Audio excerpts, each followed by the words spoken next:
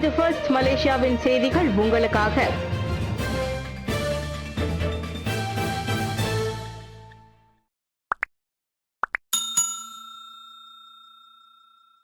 முன்னாள் ஆளுநர் துன் அகமது ஃபுசிக்கு நன்றி தெரிவிக்கும் பினாங்கு இந்து அறப்பணி வாரியத்தின் அன்பளிப்பு விருந்து விழா.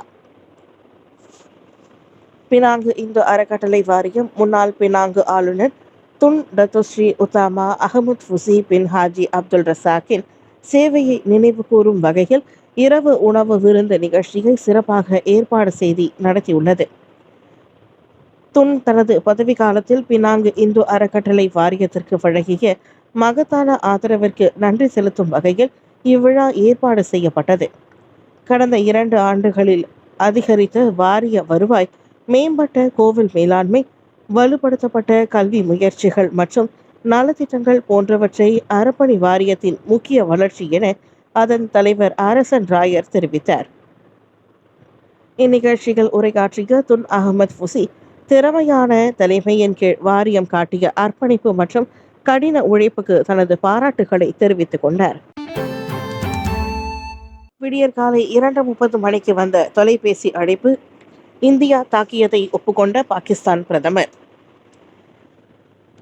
பாகிஸ்தான் விமானப்படை தளம் மீது இந்தியா தாக்குதல் நடத்தியதை அந்நாட்டு பிரதமர் அதிசயமாக வெளிப்படையாக ஒப்புக்கொண்டுள்ளார்.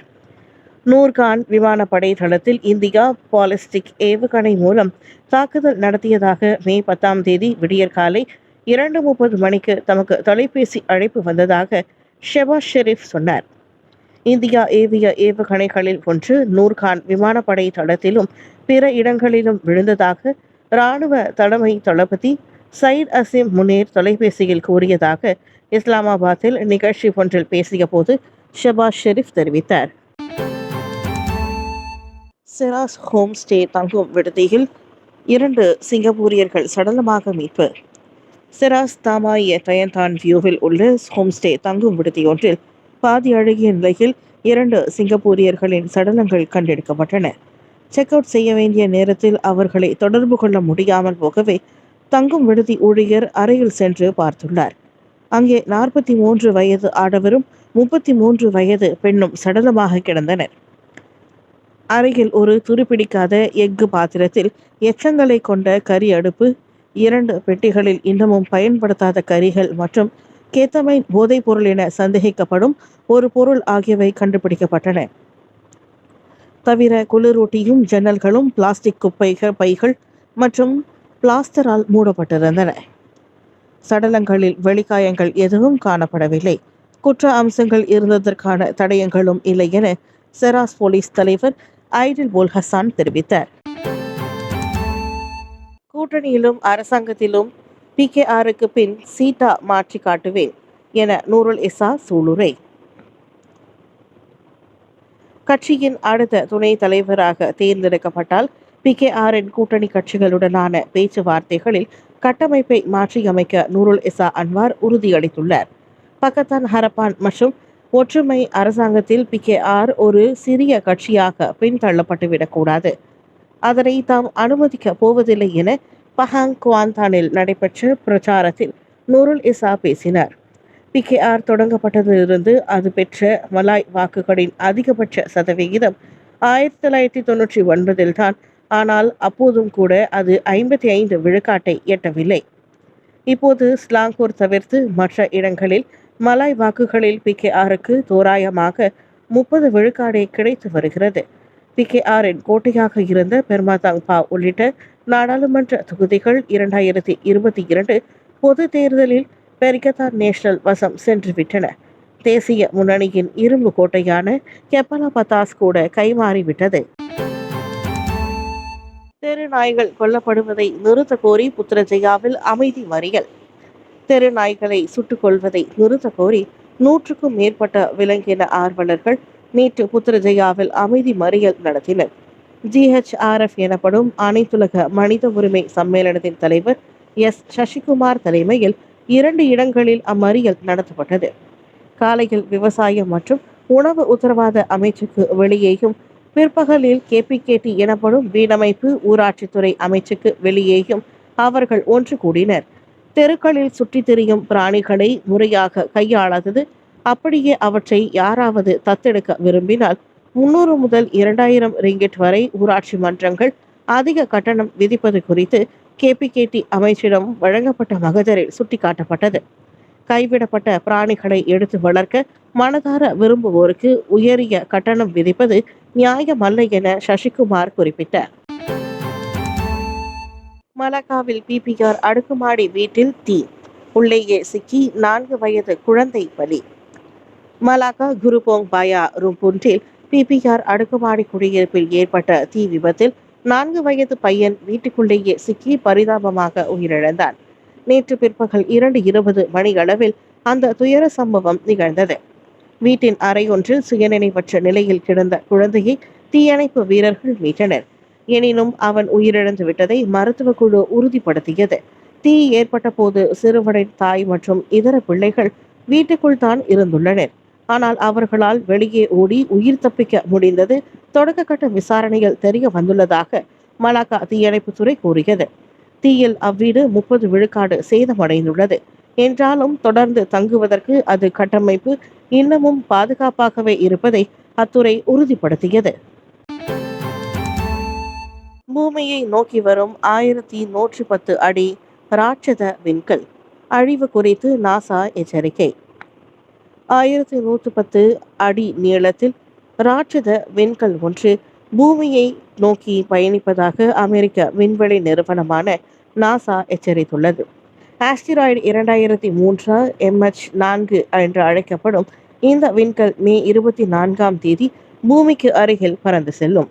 பூமியுடன் ஆக நெருக்கத்தில் 66,80,000 கிலோமீட்டர் தொலைவில் அது இருக்கும். அளவில் மிக பெரியதென்பதால் அதனை அபாயகரமான விண்கல் என்று நாசா அழைக்கிறது. 492 அடி நீளத்தை மீறும் அளவுக்கு எந்த ஒரு விண்கல்லும் அபாயகரமான பொருள் என நாசா வகைப்படுத்தியுள்ளது. ஆக இந்த எரிக்கல் பூமியின் மீது மோதினால் மிகப்பெரிய அழிவு ஏற்படலாம். ஆனால் அப்படி நடப்பதற்கான வாய்ப்பு மிக குறைவே. காரணம், பூமியை விண்கல் நெருங்கும் போது அதன் அளவு குறைந்து சிறிய துகள்களாக மாறவே அதிக வாய்ப்பிருப்பதாக நாசா கூறுகிறது. குழந்தையை 21 முறை சித்திரவதை செய்ததாக சிங்கப்பூரில் வீட்டு பணிப்பெண் மீது குற்றச்சாட்டு. தனது பராமரிப்பின் கீழ் இருந்த 1 வயது குழந்தையை குறைந்தது 21 தடவை சித்திரவதை செய்ததாக வீட்டு பணிப்பெண் மீது சிங்கப்பூர் நீதிமன்றத்தில் குற்றம் சாட்டப்பட்டுள்ளது. 2004 மார்ச் முதல் ஜூன் வரை அக்குற்றத்தை புரிந்ததாக 29 வயது பிலிப்பைன்ஸ் பெண் நூகாம் லொரேட்டா டால்போ மாவட்ட நீதிமன்றத்தில் குற்றம் சாட்டப்பட்டார். குழந்தைக்கு வலி ஏற்படும் அளவுக்கு அதனை முரட்டுத்தனமாக தாக்கியது, தூக்கியது, திருப்பியது, கன்னத்தில் அரைந்தது, தலையை தள்ளியது, காதை கிள்ளியது என அப்பெண் கொடூரமாக நடந்து கொண்டதாக குற்றச்சாட்டில் தெரிவிக்கப்பட்டது. எனினும் அக்குழந்தையின் தற்போதைய நிலை குறித்து நீதிமன்றத்தில் தெரிவிக்கப்படவில்லை. ஜூன் 6ஆம் தேதி வழக்கு மறுசெவிமடுப்புக்கு வரும்போது டால்போ குற்றத்தை ஒப்புக்கொள்வார் என எதிர்பார்க்கப்படுவதாக சிங்கப்பூர் ஊடகங்கள் தெரிவிக்கின்றன. சரிந்து வரும் பிறப்பு விகிதம், சீனர்களின் பிரதிநிதித்துவம் பாதிப்படையலாம் என MCA கவலை. மலேசிய சீன சமூகத்தில் சரிந்து வரும் பிறப்பு விகிதம் இந்நாட்டு அரசியல் சூழலில் அவர்களின் இடத்தையே ஆட்டம் காண செய்துவிடும் என மலேசிய சீனர் சங்கமான MCAவின் மகளிர் பிரிவு பெரும் கவலையை தெரிவித்துள்ளது. தேசிய புள்ளி விவரத்துறையின் தகவலின்படி இவ்வாண்டின் முதல் 4 மாதங்களில் வெறும் 7,350 சீன குழந்தைகளே பிறந்துள்ளன. கடந்த ஆண்டின் இதே காலகட்டத்தோடு ஒப்பிட்டால் இது ஒரு மோசமான சரிவாகும். சீன சமூகம் ஒரு மக்கள் தொகை, சமூக மற்றும் கலாச்சார நெருக்கடியை எதிர்கொள்கிறது என்பதற்கான கடும் எச்சரிக்கைக்கான அறிகுறியே இதுவென MCA மகளிர் தலைவி வாங் யூ ஃபாங் தெரிவித்தார். சவுதி அரசின் முழு செலவில் பிலிப்பைன்ஸ் நாட்டு சயாமிய இரட்டையர்கள் பிரிக்கப்படுகின்றனர். பிலிப்பைன்ஸ் நாட்டை சேர்ந்த சயாமிய இரட்டையர்களை பிரிக்கும் அறுவை சிகிச்சைக்கான மொத்த செலவையும் சவுதி அரேபிய அரசாங்கம் ஏற்றுக்கொண்டிருக்கிறது. மணிலாவில் உள்ள சவுதி தூதரகம் நேற்று அதனை உறுதிப்படுத்தியது. இதையடுத்து கிளியா மற்றும் மாரிஸ் அண்ட் மிசா சயாமிய இரட்டை சகோதரிகள் இன்று சவுதி தலைநகர் ரியாத் புறப்படுகின்றனர். அங்குள்ள மன்னர் அப்துல் அசீஸ் மருத்துவ மையத்தில் இருவரும் பிரத்யேகமாக சிகிச்சை பெறுவர். சவுதி மன்னர் சல்மானை புரவலராக கொண்ட மனிதநேய திட்டத்தின் கீழ் பிரிக்கப்படவிருக்கும் பிலிப்பைன்ஸ் நாட்டின் 3வது சயாமிய இரட்டையர்கள் இவர்களாவர். மாமன் பட வெற்றி பெற மண்சோறு சாப்பிட்ட ரசிகர்களால் நடிகர் சூரி வேதனை. வைரலாகும் வீடியோ. தான் நடித்து வெளியாகியுள்ள மாமன் திரைப்படம் வெற்றி பெற வேண்டி மண்சோறு சாப்பிட்ட ரசிகர்கள் குறித்து நடிகர் சூரி வேதனை தெரிவித்துள்ளார். நகைச்சுவை நடிகராக இருந்து விடுதலை, விடுதலை 2, கருடன் போன்ற படங்களில் கதையின் நாயகனாக அசத்தியவர் சூரி. இவரின் நடிப்பில் பெரும் எதிர்பார்ப்புக்கு மத்தியில் மாமன் திரைப்படம் நேற்று உலகம் முழுவதும் வெளியானது. இந்நிலையில் அப்படம் வெற்றி பெற வேண்டி சூரியனின் சொந்த ஊரான மதுரையில் அவரின் ரசிகர்கள் மண்சோறு சாப்பிட்டனர். இந்த வீடியோக்கள் வைரலாகி பலவிதமான விமர்சனங்கள் எழுந்தன. அப்போது அது குறித்து நடிகர் சூரி அதிருப்தியுடன் பேசியுள்ள வீடியோ இப்போது வைரலாகி உள்ளது. படமும் கதையும் இருந்தால் படம் தானாக ஓடப்போகிறது. அதை விட்டு மண்சோறு சாப்பிட்டால் படம் வெற்றி பெற்று விடுமா என அவர் கேட்டார். Mission impossible the final reckoning படப்பிடிப்பில் மரணத்தின் விளிம்பு வரை சென்ற டாம் குரூஸ். வெளியான அதிர்ச்சி தகவல். ஹாலிவுட்டின் உலக புகழ்பெற்ற அதிரடி சாகச நடிகரான டாம் குரூஸ் மிஷன் இம்பாசிபிள் படத்தின் 8ஆம் பாகமான தி ஃபைனல் ரெக்கனிங் படப்பிடிப்பில் மரணத்தின் விளிம்பை தொட்டு வந்துள்ளார். 2025 கேன்ஸ் திரைப்பட விழாவில் பேசிய போது படத்தின் இயக்குனர் கிறிஸ்டபர் மெக்யூரி இந்த அதிர்ச்சி தகவலை பகிர்ந்து கொண்டார். தென்னாப்பிரிக்காவில் விமான சாகச காட்சியை படமாக்கும் போது விமானத்தின் இறக்கையிலேயே டாம் குரூஸ் மயங்கிவிட்டார். தனியாளாக அவர் அவ்விமானத்தை ஓட்டுவது போன்ற காட்சி படமாக்கப்பட்டது. அப்போது சுமார் 22 நிமிடங்களுக்கு அவர் விமானத்தின் காக்பிட்டுக்கு வெளியே இருந்தார்.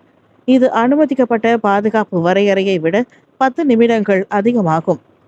காட்சியோடு ஒன்றி போனதால் தனது முழு ஆற்றலையும் தெம்பையும் டாம் வெளிப்படுத்தினார்.